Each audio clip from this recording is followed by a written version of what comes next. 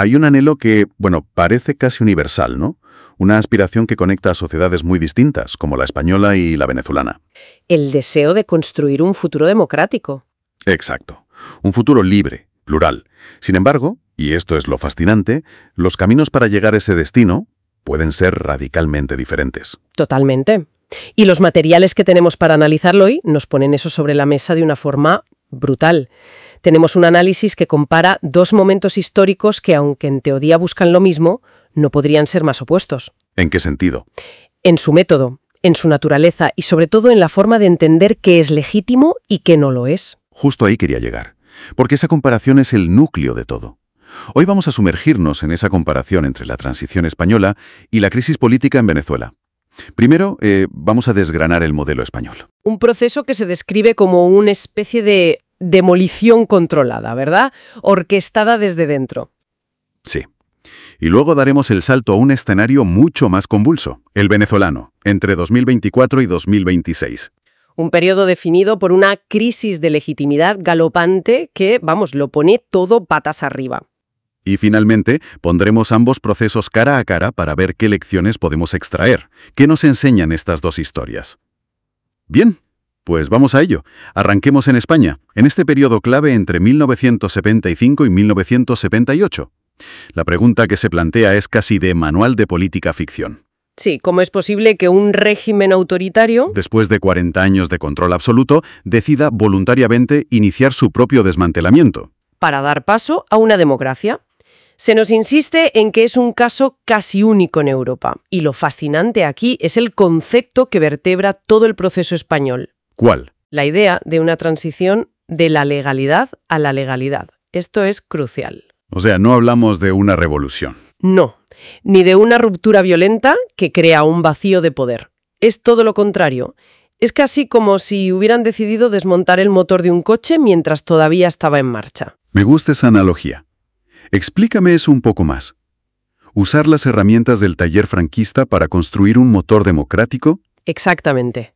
La genialidad del proceso, y ahí se destacan figuras como el rey Juan Carlos I, Torcuato Fernández Miranda Y Adolfo Suárez, claro. y Adolfo Suárez, fue utilizar las propias leyes del franquismo, las leyes fundamentales del reino, como palanca para crear una legalidad completamente nueva. Una legalidad democrática. Eso es, fue una reforma que en la práctica funcionó como una ruptura. Se aprobó una ley para la reforma política, que en esencia era el acta de suicidio legal del propio régimen, y lo hicieron siguiendo sus propias normas. O sea que evitaron el abismo, el ahora no manda nadie y todo puede pasar. Precisamente, mantuvieron una continuidad jurídica que daba seguridad aunque el sistema político estuviera cambiando por completo. Y ese es el pilar de la legitimidad que mencionabas. Justo, porque todo ese cambio, que era frágil y estaba amenazado por los ultras del régimen, el llamado búnker, Y también por los que querían una ruptura total. claro, necesitaba un anclaje definitivo, y ese anclaje fue la Constitución de 1978.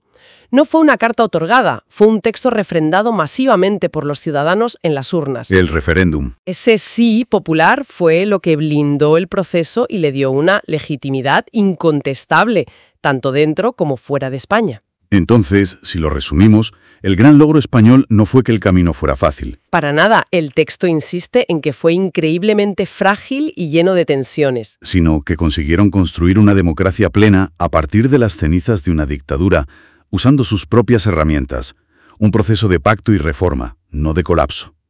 Vale, tenemos este modelo español de pacto y reforma, pero el material nos presenta un contraste brutal cuando cruzamos el Atlántico y aterrizamos en la Venezuela de estos últimos años. Ahí el guión es completamente diferente. Sí. El punto de partida que se nos dibuja es la elección presidencial del 28 de julio de 2024, el Consejo Nacional Electoral, el CNI. Una institución sobre la que pesa la sombra del control del oficialismo. Pues proclama la reelección de Nicolás Maduro. Las cifras que se anuncian son de algo más del 50% de los votos para él frente a un 44% para el candidato de la oposición. Pero claro, en una elección los números son solo una parte de la historia.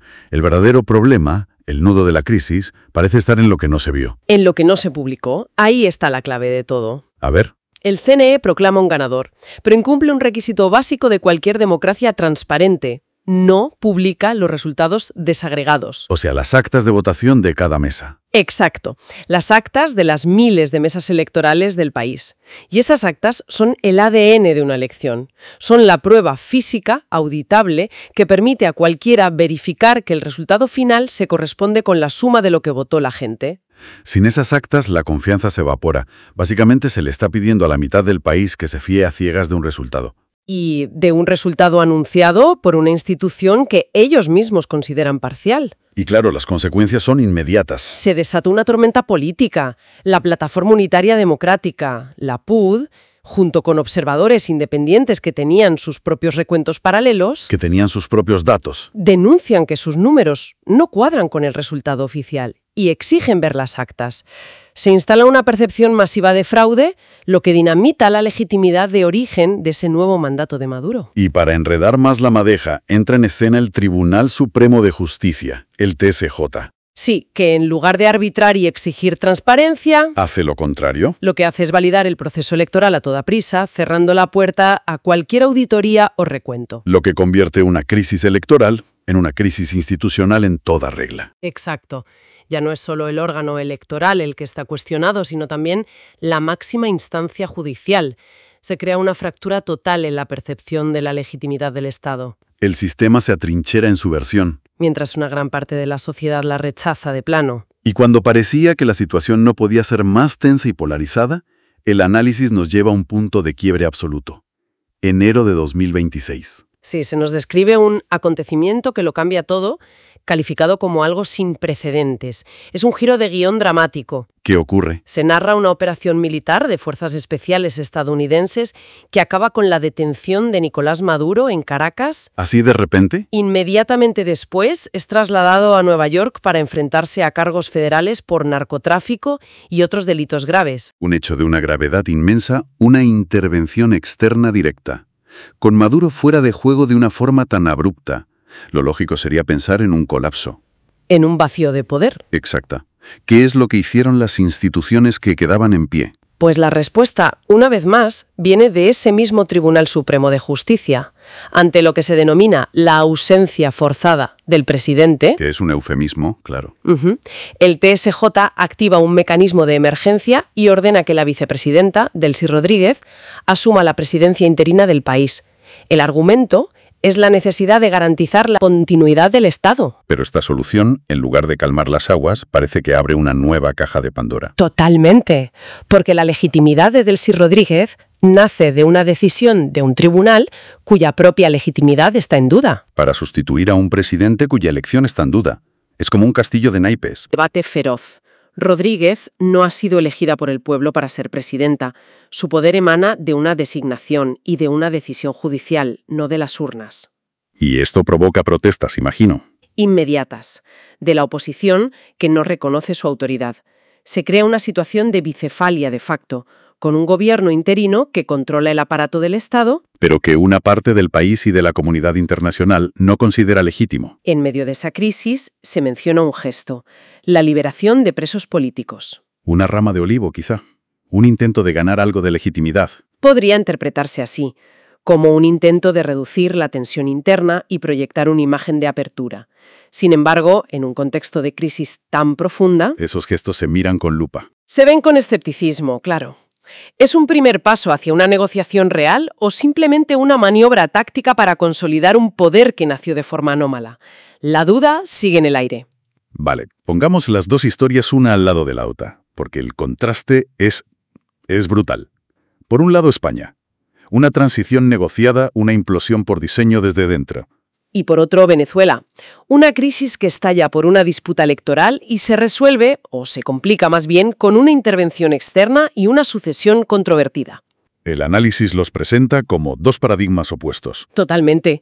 España representa la vía de la reforma pactada. Se buscó un consenso mínimo entre las élites del viejo régimen y las de la nueva oposición para construir unas reglas del juego aceptadas por todos. Fue, como se ha dicho, un acto de voluntad soberana colectiva. Expresada en el referéndum constitucional, la legitimidad se construyó paso a paso, desde abajo hacia arriba. Mientras que el caso venezolano es una batalla campal por la legitimidad misma. No hay unas reglas del juego compartidas. No, Es que los mecanismos formales de la democracia, como las elecciones o la justicia, son parte del campo de batalla. ¿No son un árbitro neutral? Para nada. Y la intervención externa añade un factor de distorsión enorme, que tensiona todavía más la situación. Aquí es donde el análisis plantea la pregunta del millón para Venezuela, que va más allá de quién lo ocupa el palacio presidencial. La pregunta de fondo es, ¿quién representa hoy la voluntad real de los venezolanos? Es una disyuntiva terrible. A ver, ¿la representa el resultado oficial de unas elecciones sin la transparencia auditable que exige cualquier estándar democrático? Un resultado avalado por un CNE y un TSJ controlados por el oficialismo. O sea, la pregunta es si la legitimidad reside en las formas institucionales, aunque éstas estén vaciadas de confianza. O, por el contrario, la voluntad popular la representa la protesta ciudadana, los datos de los observadores independientes y la oposición que clama por la anulación de esos resultados. Y la convocatoria de nuevas elecciones limpias y justas. Es una lucha por definir dónde reside la soberanía en un sistema donde la confianza se ha roto por completo. Entonces, después de este recorrido por dos caminos tan antagónicos, ¿a qué conclusión llegamos? ¿Qué podemos extraer de esta comparación? Pues el análisis propone una hoja de ruta que en el fondo es un regreso a los principios básicos. Para el caso venezolano, se argumenta que cualquier solución estable pasa inevitablemente por reconstruir la legitimidad desde los cimientos, Y eso solo se puede hacer de una manera, devolviendo la confianza a los procesos electorales. lo que en la práctica significa mucho más que convocar otra votación. Mucho más.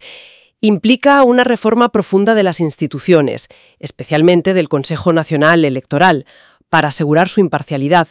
Implica aceptar una observación internacional robusta, independiente.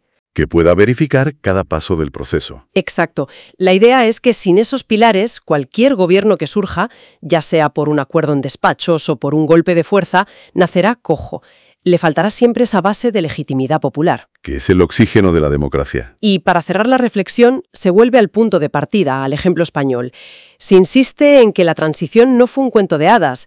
Estuvo llena de amenazas, de violencia, de errores. De momentos en los que todo pudo saltar por los aires. Pero su éxito final, la clave de bóveda que lo sostuvo todo, fue que la mayoría de los actores, a regañadientes a veces, apostaron por la soberanía popular.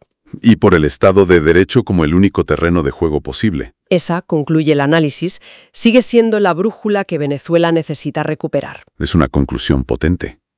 El contraste entre un cambio que nace de un pacto interno y otro que es fruto de una crisis de legitimidad y una intervención externa nos deja con una pregunta final. Una idea para darle vueltas, sí. Desde luego. Y la pregunta que queda flotando es profunda. ¿Puede una democracia nacer o consolidarse de forma sana cuando su mismo acto fundacional está manchado por la sospecha? Ya sea una elección o un cambio de poder. Cuando una parte significativa de la población no se cree el resultado o la forma en que se llegó a él, ¿es posible construir algo sólido sobre unos cimientos que se perciben como fraudulentos o ilegítimos? Es una reflexión clave sobre la naturaleza misma de la confianza. Que al final es de lo que está hecha la democracia.